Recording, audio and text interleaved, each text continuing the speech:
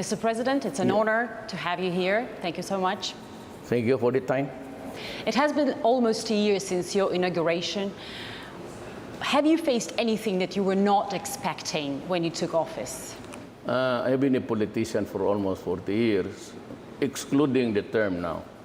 So I would say that on the national front, I was kept informed all the time by the news and, of course, by sources in government. Expected, but I never realized the magnitude of the contamination of the Filipinos insofar as drugs are concerned. So we hear that 4 million people. Yeah, right? it used to be just a problem, their problem. I thought that it was just like Davao.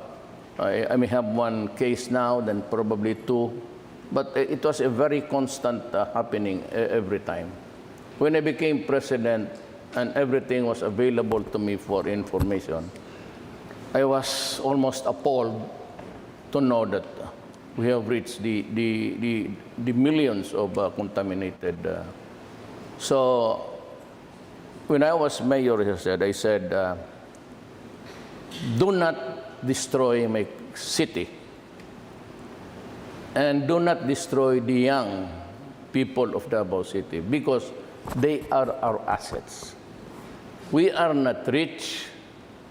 Most of us are poor, and we depend on our sons and daughters to feed us when we get. We do not have. We are not the rich people. We do not have any housing here for few in between, and we need our children to buy the medicines, pay the hospitals, pay our burial, and do not corrupt them with drugs. Do not destroy their minds. And I said, because I will kill you. And I've been very clear with that. Do not destroy my country. Do not destroy our young people. Because if you do that, I will kill you. There are so many criminals walking around. Stop it, and I said. I am not a wholesale violator of human rights. I am not the police. I just give orders. But I build a country. But anything that would destroy my country is totally unacceptable to me. My orders were very clear. Go out and hunt for them, the drug lords. Arrest them if it's still possible.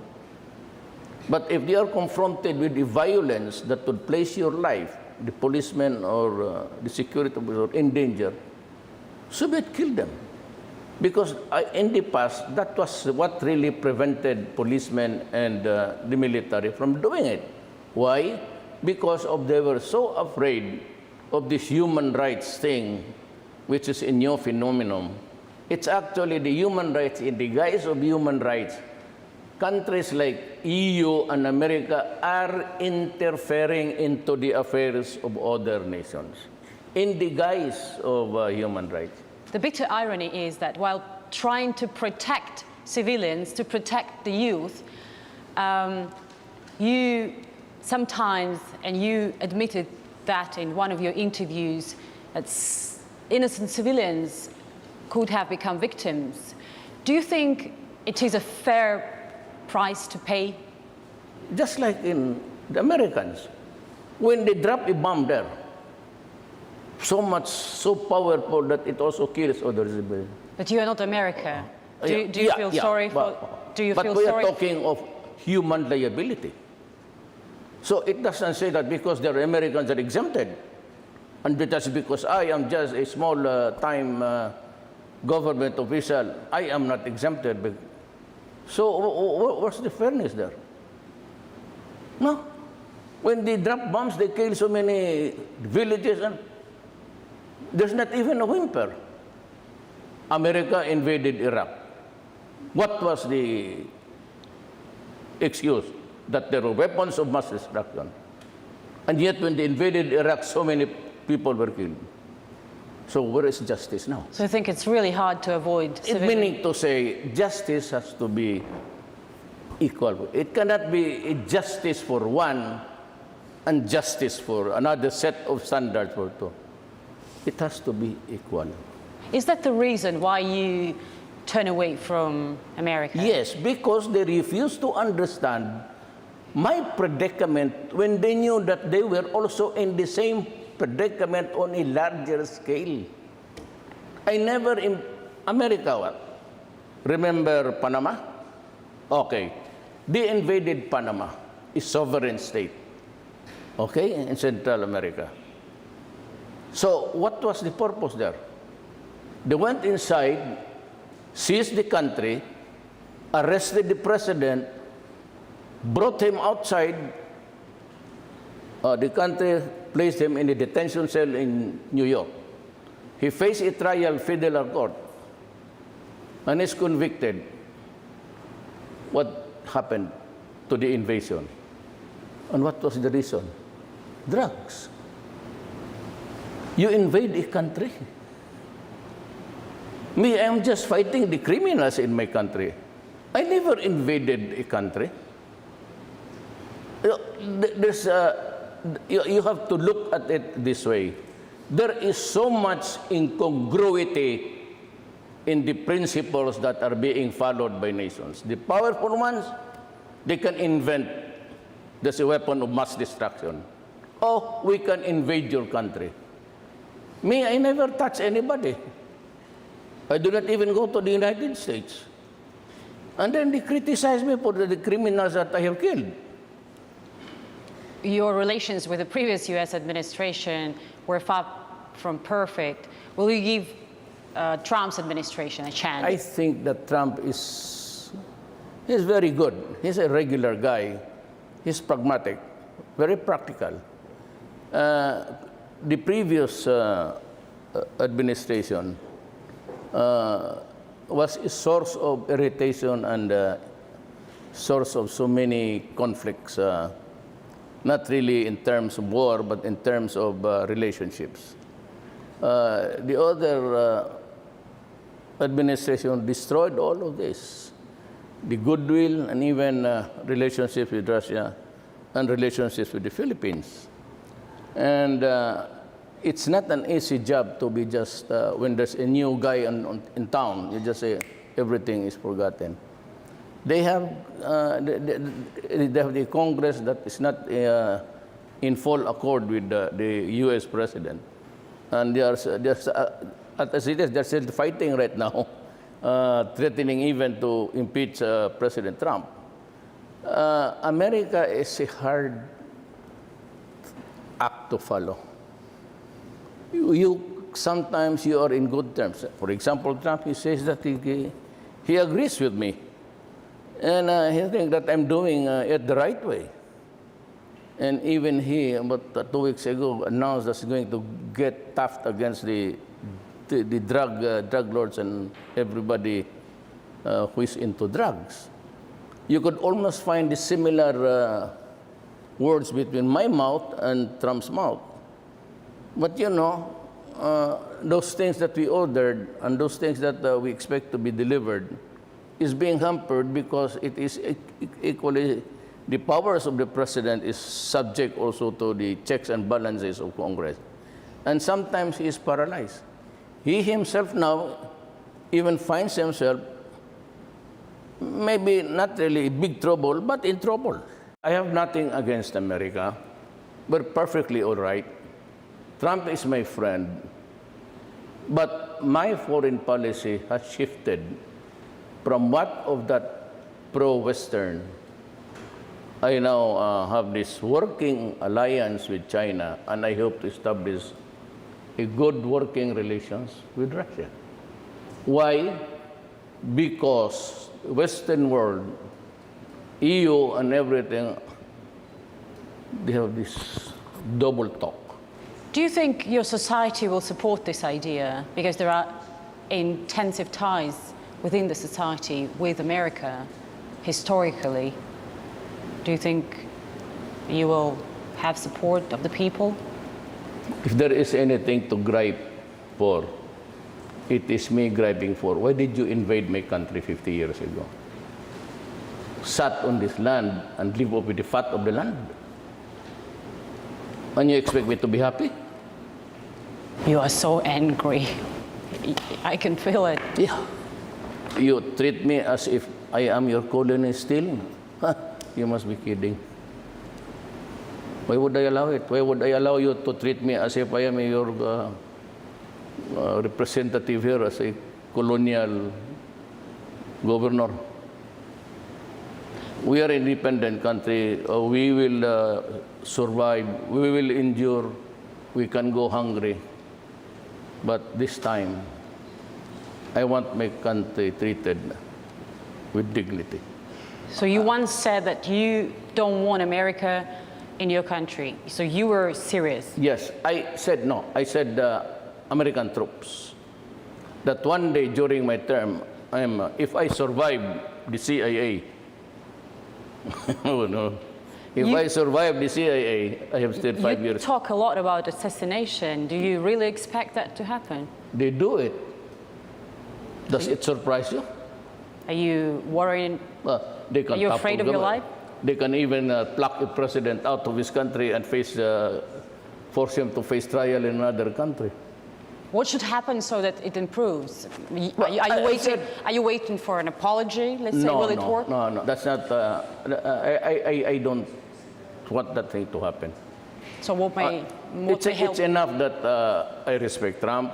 He's a friend, and he is welcome to come here on November. But if I'm talking about arms, if I'm talking about mutual defense regarding ISIS, I'd rather, in my preliminary talks with President Putin, I got a favorable response. I hope we can convert it to something substantial. Because it is only Russia and China who can be relied with their words. America is double talk. The left hand does not know what the right hand is doing. Because I said the arms are suspended, and the Senate has not really agreed, or they're still debating on it, whether to give us the arms or not. My country is fighting terrorism. How long can I wait? Until such time that we are on bended knees? It might be too late. For after all, if I do not act now, and so with the drug problem, if my country collapses, who will bring it back? The United States. Russia sells arms. He does not impose she does not impose any conditions. When Russia sells the arms, he says the arms. You need it? I will give it to you. That's a known fact. You do not attach conditions. A straight negotiation, if you're ready to help, we'll say, oh, okay, we will help, we'll give you this. And can you do that with America? No. Because the president says he will give you, and the State Department said no. And then his congressman said, no, he's a human rights violator, so we keep a distance. And then, if that is the case, so be it. I will not hanker for it on bended knees. I will not ask for mercy for that alone.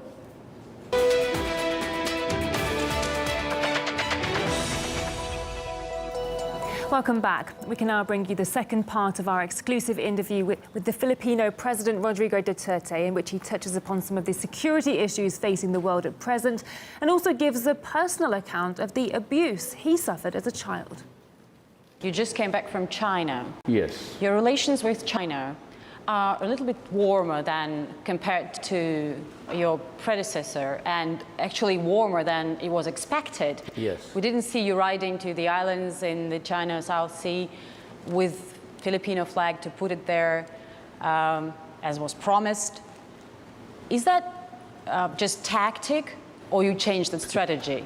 Yeah. When it is so ridiculous, it must be a joke.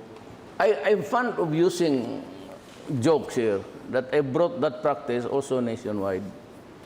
That's why I would ride on a jet ski. Why would I ride on a jet ski? I would ride on a boat of the Navy if I want to go there.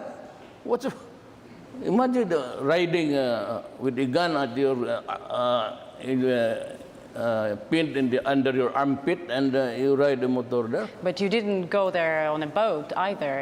Instead you went to China. I was about to go there, but China said, "Can you please avoid it at this time, because it might give the wrong impression." And every head of state who's claiming that the vast sea there as theirs would also go there. And out of respect of my friendship with China, I said, okay. So But that thing about, forget it, do not erase it from your mind. It's all joke. I said, if I go there as president, I will ride on a navy. I understand. Of course, it was a joke, but it showed what kind of policy you are going to conduct towards China, and people expected some tough policy. Do you expect me to fight China? And what? Do I have the cruise missiles to hit them? Do I have the missiles to launch from this? So what will happen? It's going to be a massacre. Never mind about the insistence of the arbitrary. At the end of the day, it is this. It is, you say it is yours, and I say it is mine. And okay, and he would, the other guy at the bargaining table will say, okay, it is yours. And so, what now? Do I look stupid? We can talk about it later on, but not now, because everybody is grabbing a piece of the property. Maybe when the time comes when everything is quiet and it's conducive to talks. And they said that they mentioned about joint venture, but not now. No hard sell now. I realize that, and because sometimes of the high-handedness of America in treating its friends as if we are not friends. So I decided that I will craft an independent foreign policy that would allow me to interact with China and the rest of the world, and in Europe to reach out for new markets. Problem now is events, just like any other places, especially in the Middle East. The radicalism, the extremism has overtaken us. Just like in the Middle East, it used to be a problem of Iraq, and the United States went there to declare war for no reason at all, except the weapons of mass destruction. We were there, then undermined Libya, and you have this problem now. So, and the usual entreaties of talking about peace has been overtaken by the extremism now prevailing in the world. Same thing here. The ISIS has established a base in my country and down south, and we are fighting terrorism, just like any country. And we need the arms. And suddenly, two senators of the U.S. Congress said that they will not proceed with the exportation of selling the firearms. And I said, no problem. I can always go to China, to Russia, to plead my case. And I said, you would understand, because they are also suffering from terrorism. They are talking of a worldwide problem. Why can't Trump just be open and just to tell his counterpart, President Putin, that, hey, guys, we have the same problem, so what's your strategy there? How could it affect your national security, by the way? Tell me. So what about ISIS? Do you think ISIS militants here in the Philippines, they're homegrown or they were kind of imported? There are so many Caucasians looking. We have captured or killed about 6 already. And they are from the Middle East mostly. Okay. And how are you going to fight the terrorists in this task that so many countries actually fail to deal with? Well, not really fail, but put it under control. It's a It's a state of the mind which cannot be erased easily. In every generation, there is always a serious problem to solve. And so you have to be serious about it. And sometimes not go beyond, but in excess of what is really called for, because you want an assurance that your country is safe. If you have to kill an extra guy to make it more safer, then do it. My God, do it. And if they put 100 more killed and 100 more safer, if you are a leader and you don't know how to solve it, you must be, you do not deserve, I should not be serving. Maybe what I can really say is that I do not need the presidency at this time of my life. I'm 72 years old. As president, I have to preserve and defend the Filipino nation. And I will exactly do it, whatever be the price, whatever be the cost. It's my solemn duty to see to it that my country is really what it should be, a peaceful and comfortable place to live in. Can I ask you a personal question? Yes. 2 years ago, you shocked the media, revealing that you had been molested by a priest when you were 14 or 15 years old. And then later you even identified that priest. Yes. He was an American national. Correct. Not only I, the whole class. 2 generations up and 2 generations down. All of us. You were 70 years old at that time. Why would you make that confession like more than 50 years later? The abuses of the priests are being filmed everywhere. There was an Italian underground film, and I am sure you saw that, a priest running naked over there. And they don't really bother to investigate. There is no condemnation, nothing. The shoulder of the priest and the religious people doing the shenanigans, well, it is as if it's just a part of the show of the night. Is it liberality? Is it because you do not want to condemn your own countrymen? Or is it because the victims were just natives? Never mind about them. We were considered natives. So and sometimes pictured as apes. Was that important for you that he was an American? Oh, I don't know. I brought it for the first time. Yeah, because I called all the bishops stupid. And they are really stupid. You know that? Because there is a book here which also exposes their shenanigans, and it's called Altar of Secrets. And may I have a copy? I'll give you one. Okay. It was wrote by a narrator of the Bishops' Conference.